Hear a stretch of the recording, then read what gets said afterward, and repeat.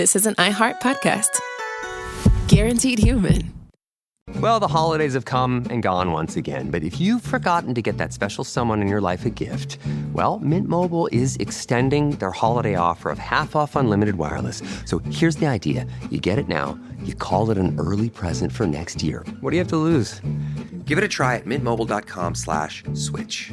Limited time 50% off regular price for new customers. Upfront payment required. $45 for 3 months, $90 for 6 months, or $180 for 12-month plan. Taxes and fees extra. Speeds may slow after 50 gigabytes per month when network is busy. See terms. Support for the show comes from Public, the investing platform for those who take it seriously. On Public, you can build a multi-asset portfolio of stocks, bonds, options, crypto, and now generated assets, which allow you to turn any idea into an investable index with AI. It all starts with your prompt. From renewable energy companies with high free cash flow to semiconductor suppliers growing revenue over 20% year over year. You can literally type any prompt and put the AI to work. It screens thousands of stocks, builds a one-of-a-kind index, and lets you backtest it against the S&P 500. Then you can invest in a few clicks. Generated assets are like ETFs with infinite possibilities, completely customizable and based on your thesis, not someone else's. Go to public.com/podcast and earn an uncapped 1% bonus when you transfer your portfolio. That's public.com/podcast. Paid for by Public Investing. Brokerage services by Open to the Public Investing Inc. Member FINRA and SIPC. Advisory services by Public Advisors LLC, SEC registered advisor. Generated assets is an interactive analysis tool. Output is for informational purposes only and is not an investment recommendation or advice. Complete disclosures available at public.com/disclosures. This Sunday, iHeartRadio brings you live to Levi's Stadium in Santa Clara for the Super Bowl 60 tailgate concert presented by NetApp. It's the ultimate pregame party featuring an exclusive performance from Teddy Swims. Your front row experience will be on iHeartRadio stations across the country and the free iHeartRadio app this Sunday at 3:30 Eastern, 12:30 Pacific. Then, after the concert, tune in to the Super Bowl 60 pregame show on NBC. This is Andrea Gunning from Betrayal. Most wellness routines fail somewhere between day one motivation and where did I put that powder? That's where Grüns comes in. Grüns packs over 20 vitamins and minerals, greens, and prebiotics into a snack pack of tiny, delicious gummies. No powders, no pills. Just a simple way to support your gut health, beauty, energy, immunity, recovery, and cognition. Plus, the ingredients in Grüns are backed by over 35,000 research publications. It's a convenient, comprehensive formula designed for real life. Get up to 52% off with the code BETRAYAL at Grüns.co. That's code BETRAYAL at GRUNS.co. Why have I asked my electrician I found on Angie.com to bury my pet hamster Nibbles in our yard for me? Because I was so moved by how carefully he buried my electrical wires, I knew I could trust him to bury my sweet Nibbles after his untimely end. Nibbles, gone too soon. May he scurry in peace. Hey, sorry about your pet, but I just wire stuff. Nibbles would have loved you like a brother. Connecting homeowners with skilled pros for over 30 years. Angie, the one you trust to find the ones you trust. Find pros for all your home projects at Angie.com.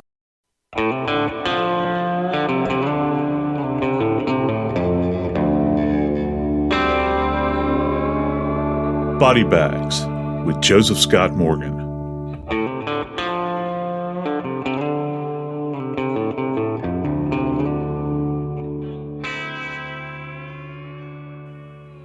You spent your entire life educating children. And I don't mean in a normal classroom. I'm talking about in the library. Servicing children for maybe a couple of decades where you're teaching them how to read. One of the most basic things in the world. You're beloved in the school, and not just in the school, but in the community at large. Then suddenly, one morning, your husband wakes up and finds you dead in the bed next to him, and you're only 49 years old. Today, we're going to talk about the Tammy Daybell case. I'm Joseph Scott Morgan, and this is Body Bags. Back with me again today is my good friend, Jackie Howard, executive producer of Crime Stories with Nancy Grace. Jackie, what can you tell us about the Tammy Daybell case? Joe, the death of Tammy Daybell came seemingly out of nowhere. In fact, in everyday life, Tammy Daybell was a healthy individual. In fact, she was training for a 5K race. Yet her husband, Chad Daybell, woke up, called 911, saying that his wife was dead in the bed next to him. No autopsy was done. No tox screen was done. Nothing was done by the investigative team other than to say that Tammy Daybell was dead. You know, one of the basic guiding principles in any medical legal death investigation, Jackie, is that when someone is actually found deceased, that is someone that doesn't just, you know, how people term it sometimes, keel over dead. You need to have a representative of the coroner, the medical legal community, the coroner, the medical examiner, to show up on the scene. And the reason is that you get one shot at this. When I teach my classes, I talk about you can only enter a room for the very first time. That is, you can only cross that threshold one time. After that, that moment's gone. And those things that you decide to do at that moment in time are critical. And in Tammy Daybell's case, there's a thread that runs through the entire thing. The family, even the coroner, the police that were at the scene, that kept using the term appears to be consistent with a natural death. And when that's put forward, you have to ask this question, Jackie. How did the coroner come to that conclusion? How did this coroner come to the conclusion that Tammy Daybell's death was a natural death? Because once you say that this is a natural death, that convinces the family that, you know, there's no need to go any further. But you have to have an answer for that. You have to be able to fill out a death certificate. What are you going to put down? Suddenly died, God called, end of life. No, you have to have substantive reasons. And the reason this is so important is that Tammy Daybell was only 49 years of age, Jackie. Like you said, she was training to run in a race. And if you can do that, then that means that more than likely you're not having some kind of cardiac event that's ongoing, because, you know, the number one killer in America is actually, the cause of death is actually related to cardiac disease. There's no indication of that whatsoever. And from what we're hearing, the only official that actually showed up at the scene of her death were members of the local sheriff's office. And they said, these deputies said, well, it appears to be consistent with a natural death. Well, you know, my question to that is, how can a deputy sheriff in this tiny little community look at a body, not know anything about the medical history of this individual, and say, well, everything appears to be consistent with a natural death? Did this individual have some kind of special insight? No, they didn't. They worked upon an assumption. And then the base law, the basics of this, the coroner violated. They didn't even show up to the scene from what we're hearing. And it is important. And this is why. First off, you've got this woman that has died in her sleep. You have no good reason, at least scientific reason, to hang your hat on at this moment in time. And you're just going to release her directly from the scene. And one of the most important things about conducting a death investigation from the perspective of the coroners, you have to see that body in context. So what does that mean? I want to see the body on the bed where they were found. I want to see the body on the floor, if that's where they're found, adjacent to the bed. Is there something that happened during the night when no one else was witnessing this event that could give me clues as a trained medical legal death investigator as to what brought about the end of her life? And, you know, was there some kind of trauma that was sustained? Was there blood on the pillow? We'll never know that. But beside that, we've got another issue. We don't know what the postmortem interval is. And that's one of the things that we do that's critical. Okay, Joe, you just threw one out at me. Postmortem interval.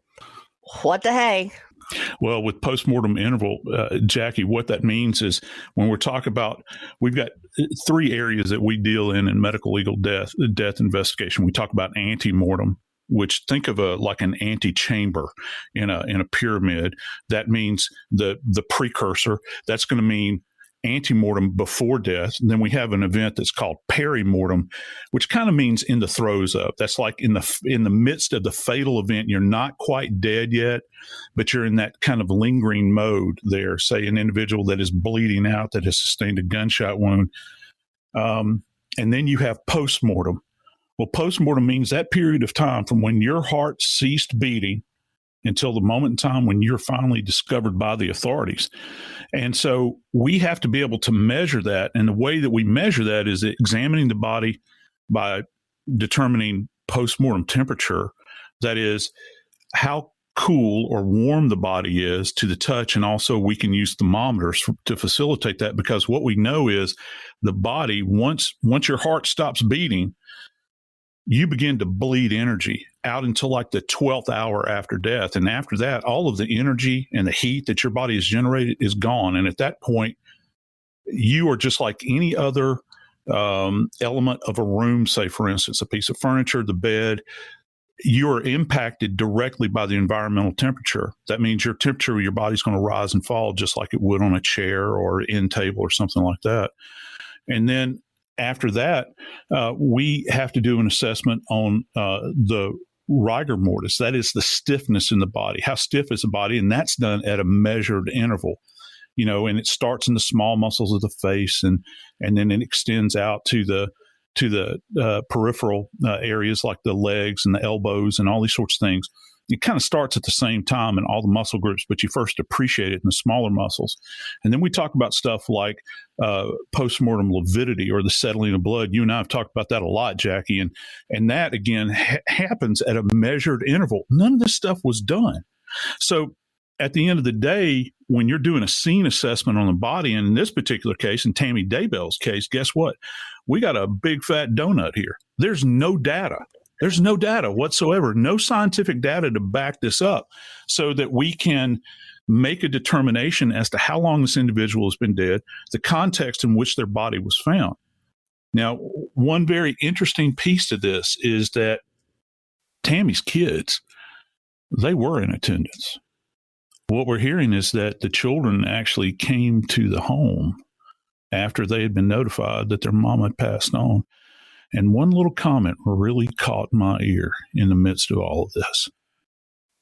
One of the children at that point in time is reported to have said that Tammy had something coming out of her nose, potentially out of her mouth, and it sounded to me, Jackie, like what we refer to as a frothy edematous cone. Well, you're throwing those big ones out. What does that mean? Well, anytime we see this kind of, and if people will just imagine almost like the head of a beer, if you will, you know how when you pour beer too fast and that foam kind of creeps up to the top, it's froth. You've heard that term before. Horses get frothy when they run real fast. But this can happen in the midst of a fatal event in which there is some type of respiratory distress that's going on, where, for instance, individuals having trouble breathing. It can happen in the event of some kind of direct asphyxial event, like a suffocation or like a strangulation, smothering, that sort of thing. It can happen in certain cases relative to utilizing drugs. We see it a lot in heroin overdose victims, because what we do know is that heroin, for instance, depresses the respiratory system. And so the lungs become very, very heavy at that point in time. You're really struggling to breathe. And you know what else? What other area that you see this in, Jackie? We actually see it in drowning victims. When we take a body out of a body of water and pull them up on the bank of, say, a lake or a river, it's really kind of odd to see this. But suddenly, this frothy edematous cone begins to emerge from the nose and the mouth, and it's almost kind of a pink color to it. And that's, again, an indication that something has compromised the respiratory system. And in Tammy's case, I would want to go back and take a look at this and say, well, my gosh, what in the world would have impacted this 49-year-old, healthy, beautiful, vibrant woman who's loved by all of these folks, that doesn't have any kind of physical complaints, no kind of medical history, anything like that? What would have brought her to this end suddenly in her death? And you know what? Those answers could very well have been buried with her, Jackie.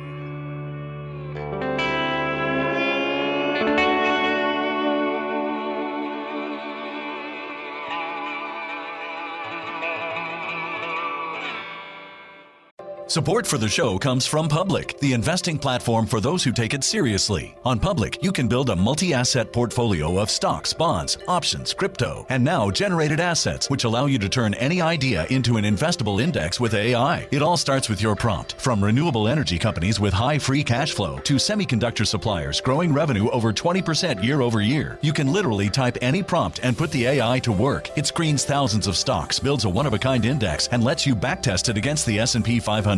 Then you can invest in a few clicks. Generated assets are like ETFs with infinite possibilities, completely customizable and based on your thesis, not someone else's. Go to public.com/podcast and earn an uncapped 1% bonus when you transfer your portfolio. That's public.com/podcast. Paid for by Public Investing. Brokerage services by Open to the Public Investing Inc. Member FINRA and SIPC. Advisory services by Public Advisors LLC, SEC registered advisor. Generated assets is an interactive analysis tool. Output is for informational purposes only and is not an investment recommendation or advice. Complete disclosures available at public.com/disclosures.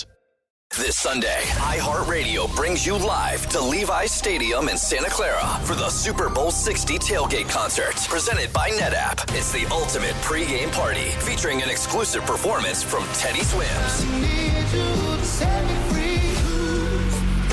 Your front row experience will be on iHeartRadio stations across the country and the free iHeartRadio app this Sunday at 3:30 Eastern, 12:30 Pacific. Then, after the concert, tune in to the Super Bowl 60 pregame show on NBC. Hi, I'm Cindy Crawford, and I'm the founder of Meaningful Beauty.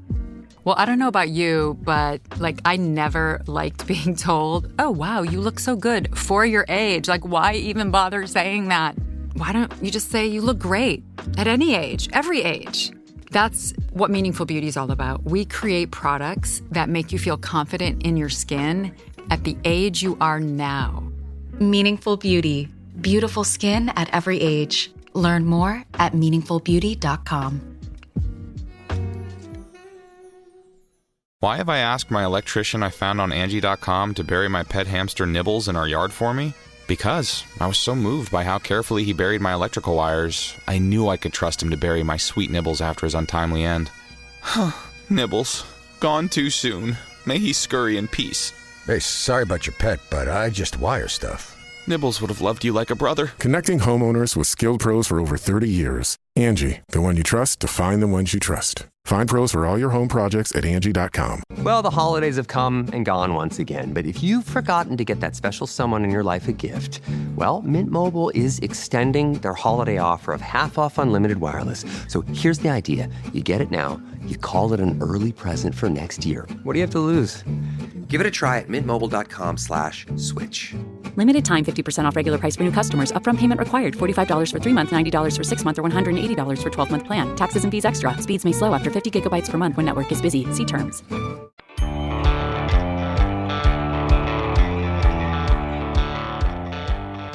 Jackie, I got to say that with Tammy's death, and I know it's cliche to say this, but at the end of the day, we've got far more questions than we do answers, and all because one simple action was not taken, and that is somebody picking up their car keys, getting in their car, and driving out to the scene of her death as the content area expert for that particular county, and I'm talking about the coroner.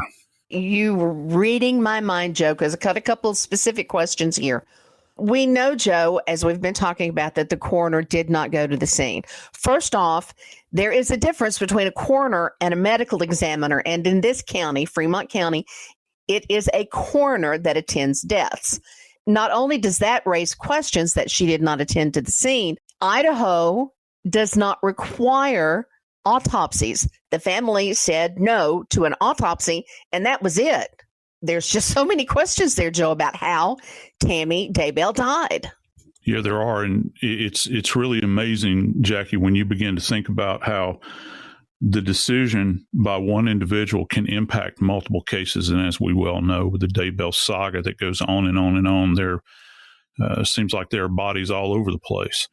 And in my estimation, this is one of certainly the most curious out of all of them. And you're right, you are, in that Idaho is a coroner state. That means that The official death investigator, that is the medical legal death investigator, also referred to as the certifier of death for that county, is an elected official. And there are many, many wonderful coroners all across this country. It is up to the coroner at that moment in time to make a decision about what is going to be the disposition of the body. And what I mean by that is the body going to be released from the scene? Nothing else is going to be pursued? Or is the body going to be sent? And in this case, the body, Tammy Daybell's body, would have been sent to the Ada County Coroner's Office, which is a rather large county, which is where Boise is. And that's where the autopsies are done. They kind of, the best way to say it is they subcontract to do all of the autopsies for this little county, Fremont County. That choice wasn't made. The former was made. The coroner decided to release that body from the scene and sent directly to the funeral home. And what they're saying, their default position is saying, well, the family didn't want an autopsy. Well, let me break this down for you. Yeah, the family may not have wanted an autopsy, but at the end of the day, when you have a death investigation involving a 49-year-old woman who, let's face it, there are other mysterious events that are going on around this body, it comes down to this coroner making that decision. And they are hard decisions. That's why you get elected to this office, to go ahead. And even if it doesn't abide by the wishes of the family, you go ahead and you do this autopsy. Because if you don't, as we're seeing played out right before us, you wind up with a gigantic mess on your hand. That means that after this period of time, which everybody knows, Tammy Daybell was sent from Idaho, eventually wound up in a graveyard down in Utah, and she's buried. So now you've got all kinds of other complications that come in. If you want to examine her body, now you got to have her exhumed. And there is the big problem, Joe, because with burial comes the preparation of the body to be buried. At that point, if she had been poisoned, if she had overdosed, if she had any chemical in her body, that evidence is destroyed now. And Jackie, in this particular case, this is another example of if only another decision had been made. So we know that there was a bad decision made at the scene of Tammy Daybell's death. All right. The body's released. It has to go to the funeral home because you're not going to be able to transport her body across state lines without that body being embalmed. All right. There was another opportunity here. The coroner could have gone to the funeral home, and some reports say that she did at that point in time. What she saw, I have no idea. Obviously, she felt comfortable enough at that moment in time to release the body. But I can tell you what she didn't do, Jackie. We have these big needles that we use, these big syringes, if you will. The needle itself is actually called a 10-gauge needle, and people at home may or may not know what it is, but it's a rather large needle. It's not something you would give an injection with, say, if you're going to see your family practitioner. It's rather large. It's what we use in the morgue. We can go to a funeral home, and I've done this any number of times, and take a 10-gauge needle with a large syringe, and you go right through the breastplate, and you go into the aorta, and you directly draw heart blood. If you can't get heart blood out of the aorta, you can do a slight incision and draw out femoral blood. Now, that's better than nothing. What else you can do at the morgue? You can actually, and this means that you're not doing an autopsy. You're not having to open the body. We do all of this externally. We can take a similar needle and go directly externally into the roof of the bladder, if you will, and draw out urine. That wasn't done. If you can't get that, we can always go to the eyes. And what do the eyes do? Well, they're filled with what's referred to as vitreous fluid. And a lot of people aren't familiar with that. It's got a real kind of cyclical rate. It doesn't metabolize things, say, for instance, like the blood does. It kind of sits there and kind of slowly kind of churns in this area. And it's what gives our eye form. But what's really interesting about it is it holds on to certain chemicals that we can actually go in and conduct toxicological studies on. That wasn't done, Jackie. They missed the boat on that point too. So now, as you mentioned, as you mentioned, you've got all these other people that are now touching the body. You've got these funeral directors that are handling the body, the embalmer that's going to be setting things up to start this embalming process. And, I've had a lot of people that have asked me, but well, look, Morgan, why couldn't they just go back and draw tox on her, after she's been exhumed? You can't. It's an empirical impossibility. Do you know why? Because all the blood is gone. Every single drop of it, because the way embalming works, it's a gravity-driven process. They have a little pump that pumps this embalming fluid into the body. It starts up high, it comes down low. And so as they're pumping the body, they're infusing it with this embalming fluid. It's pushing all of the blood out of the body, and they have this return where they use these large metal trocars, they're called, to start this event, and they're pulling the blood out of the body. And when that fluid turns clear, you know that all the blood is gone and the body is embalmed. So you can't go back after the fact. And if you've never actually placed your hands onto an embalmed body, it's impacted by these chemicals, and rightly so, because embalming, the process itself, turns the body very, very firm. It preserves the body.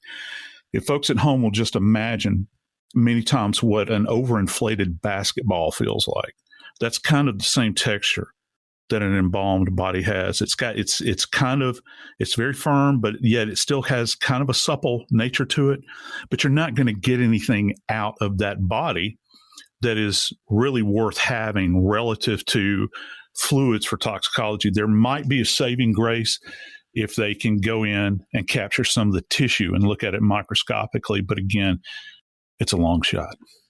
When a body is embalmed and the chemicals are flushed throughout the body, it is going in through the veins. Is it going into the organs and to the tissue as well? Those chemicals? Yes, it is. And I've been involved in many what are referred to as exhumations, where you take the body, the body is exhumed, and the body comes back to the morgue. And many times this happens as a result of the body's not previously being an autopsy, just like in this case.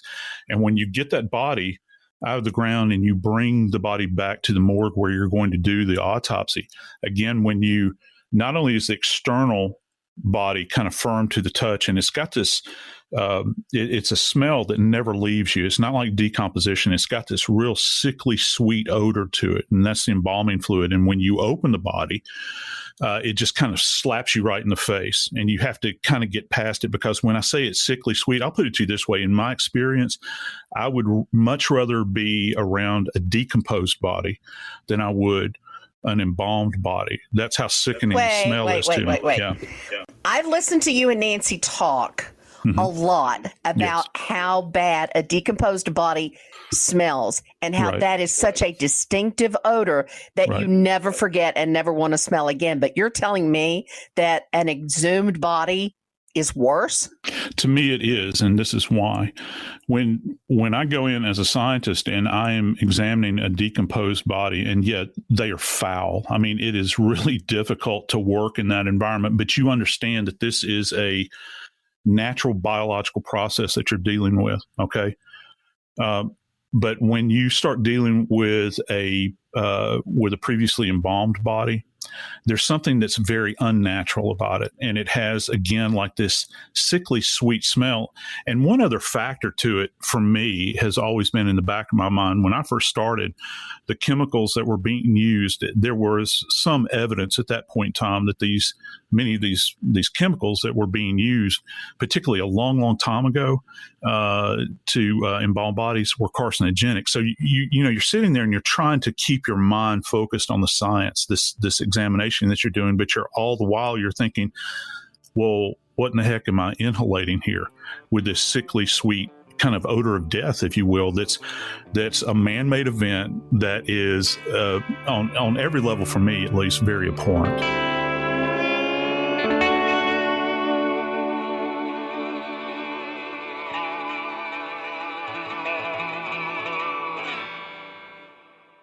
Support for the show comes from Public, the investing platform for those who take it seriously. On Public, you can build a multi-asset portfolio of stocks, bonds, options, crypto, and now generated assets, which allow you to turn any idea into an investable index with AI. It all starts with your prompt. From renewable energy companies with high free cash flow to semiconductor suppliers growing revenue over 20% year over year, you can literally type any prompt and put the AI to work. It screens thousands of stocks, builds a one-of-a-kind index, and lets you backtest it against the S&P 500. Then you can invest in a few clicks. Generated assets are like ETFs with infinite possibilities, completely customizable and based on your thesis, not someone else's. Go to public.com/podcast and earn an uncapped 1% bonus when you transfer your portfolio. That's public.com/podcast. Paid for by Public Investing. Brokerage services by Open to the Public Investing Inc. Member FINRA and SIPC. Advisory services by Public Advisors LLC, SEC registered advisor. Generated assets is an interactive analysis tool. Output is for informational purposes only and is not an investment recommendation or advice. Complete disclosures available at public.com/disclosures. This Sunday, iHeartRadio brings you live to Levi's Stadium in Santa Clara for the Super Bowl 60 tailgate concert, presented by NetApp. It's the ultimate pregame party, featuring an exclusive performance from Teddy Swims. Your front row experience will be on iHeartRadio stations across the country and the free iHeartRadio app this Sunday at 3:30 Eastern, 12:30 Pacific. Then, after the concert, tune in to the Super Bowl 60 pregame show on NBC. Now I'd like to introduce you to Meaningful Beauty, the famed skincare brand created by iconic supermodel Cindy Crawford. It's her secret to absolutely gorgeous skin. Meaningful Beauty makes powerful and effective skincare simple, and it's loved by millions of women. It's formulated for all ages and all skin tones and types, and it's designed to work as a complete skincare system, leaving your skin feeling soft, smooth, and nourished. I recommend starting with Cindy's full regimen, which contains all 5 of her best-selling products, including the amazing youth-activating melon serum. This next-generation serum has the power of melon leaf stem cell technology. It's melon leaf stem cells encapsulated for freshness and released onto the skin to support a visible reduction in the appearance of wrinkles. With thousands of glowing 5-star reviews, why not give it a try? Subscribe today and you can get the amazing Meaningful Beauty system for just $49.95. That includes our introductory 5-piece system, free gifts, free shipping, and a 60-day money-back guarantee. All of that available at meaningfulbeauty.com. Why have I asked my HVAC guy I found on Angie.com to change my grandpa's trachea tube? Because I was so amazed by how quickly he replaced our air ducts. I knew I could trust him to change Pop-Pop's tube while I was on vacation. Make it quick, young man. Aw, see? Pop-Pop trusts you. I think we should call a doctor. Connecting homeowners with skilled pros for over 30 years. Angie, the one you trust to find the ones you trust. Find pros for all your home projects at Angie.com. Are you a fraud-paying American? It's a fact that 1 in 4 honest, hard-working, tax-paying Americans has been a victim of identity theft. With LifeLock Identity Theft Protection, though, if your identity is stolen, they fix it, guaranteed, and get you your money back. Last year, the IRS flagged over $16 billion in refunds for identity fraud. That's billions of dollars that could come from your salary, overtime, or second job. But this year, you don't need to stay a victim. LifeLock monitors millions of data points per second for your personal information and alerts you to threats you could easily miss on your own. And if your information does fall into the wrong hands, only LifeLock has U.S.-based restoration specialists who are backed by the $1 Million Protection Package. Because this tax season, fraud-paying American is something no American should have to claim. Visit LifeLock.com/iHeart and save up to 40% your first year. That's 40% off at LifeLock.com/iHeart. Terms apply.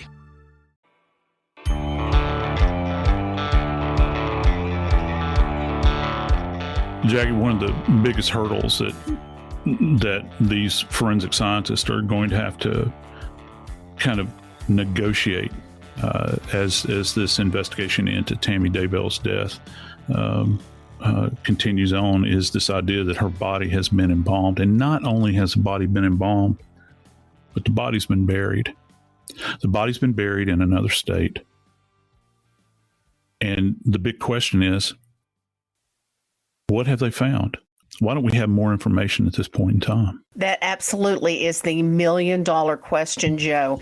And what I am curious about, after authorities exhumed the body, how are they going to, or how did they determine what caused Tammy's death and what did she die from? Yeah, that brings us back to the original proposition. The kids all got together with CBS on 48 Hours, and actually one of the sons, I believe it was Garth Daybell, he actually made the comment on air. He said, the police told us that our mother's cause of death was asphyxia, but we haven't seen an autopsy report. That's quote unquote. And so, again, just like these children, we have yet to see the autopsy report, but the kids are saying that they were informed that mom's death was as a result of asphyxia. And I found it very curious that during the same interview, it was kind of intimated by the kids that, well, asphyxia doesn't always mean homicide. Okay. Well, maybe that's the case. And I guess in a pure academic sense, that would be the case. But, as we talk about, day in and day out in these discussions that you and I have here on Body Bags, we know that most of the time when the police start talking about asphyxia, they're going to be talking about, look, one of two things. Either this is kind of a self-inflicted event. You begin to think about, well, maybe somebody was hung, or, maybe they placed a bag over their own head, and that only occurs in very rare circumstances. Or they died at the hands of another individual. But right now, all we're left with is kind of to try to understand if they did, in fact, remember, this hasn't come from an official source, how did they, in fact, come to this conclusion? Well, that would tell me that they found something on the physical body at autopsy, if this is to be believed, what we heard the son say. They found something on the physical body. Well, what would that be? Was there some kind of damage to the neck that, of course, was not seen beforehand because there was not an autopsy immediately after death? Could you still see evidence of that? Yeah, you could see a fractured hyoid. You could see crushing trauma in the larynx, the windpipe. We've talked about that a lot. Is there a potential that you could still see petechiae? I think that's the big question that everybody has. I think probably if you looked close enough, particularly in the eyes. But, the thing about morticians is that when they embalm the body, they do a curious thing with the eyes.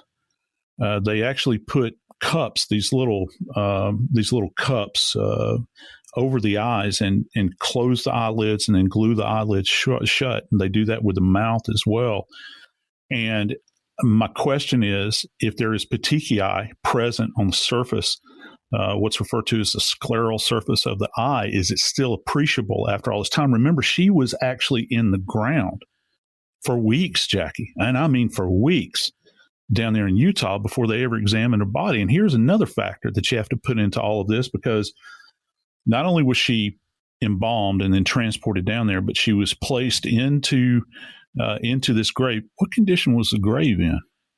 Had it been compromised in any way? Was it, the funeral business sells coffins to people on the with the idea that this thing is going to be sealed. It'll be sealed forever and ever, amen, and that nothing's going to impact the bodies. I've done a lot of exhumations. Bodies get impacted. So I wonder, how good was this burial? How effective was the embalming? Because sometimes embalming can go bad, and you'll begin to have little focal areas of decomposition that impact certain areas of tissue. Is there any chance that happened in the case? So it's really hard to try to understand how these individuals at the Utah State Medical Examiner's Office, which is where her body eventually went to after the exhumation, what kind of conclusions did they arrive at that point in time? And I get the feeling we're going to find out something really soon, Jackie, because there are a number of trials on the slate that are going to be, that are just over the horizon. And at that point in time, evidence is going to have to be presented and questions will be asked. We'll just find out what kind of answers we get to them. One of the things you mentioned, Joe, was how long Tammy had been buried. Well, along with that came how long it took for us to have any findings, even just knowing that the autopsy itself was completed. Why is that? What took so long? Yeah, that's a fantastic question, Jack. I got to tell you, I've thought about this quite a bit, and around kind of in the this odd universe of these Daybell cases, we've got all these other deaths that are involved. And let's think about all of the different jurisdictions. Well, now we've got Idaho. We've got Utah involved because of Tammy. And we go down to Arizona, where we've got deaths down there that are, at least peripherally involved in these cases. And then you've got these two individuals with Chad and Lori that run off to Hawaii to get married. What you're looking at here is a multi-jurisdictional event, Jackie. And the people in Idaho are going to have the first shot at, having a prosecution here. But you have to understand there are other jurisdictions that have kind of authority in this. Even the feds have an interest in this. Let's think about JJ and Tylee. Well, where were they actually kind of last seen with videography? Well, we know that at least Tylee, the last time I think she was seen was over in Yellowstone. Well, who controls Yellowstone, Jackie? That's the feds. That's the feds. And then you've got people crossing state lines. So, you might have a federal interest here as well. So I'm really wondering if they are not holding back information because they're trying to get this case put together that is highly, highly complex and very, very complicated. I'm Joseph Scott Morgan, and this is Body Bags.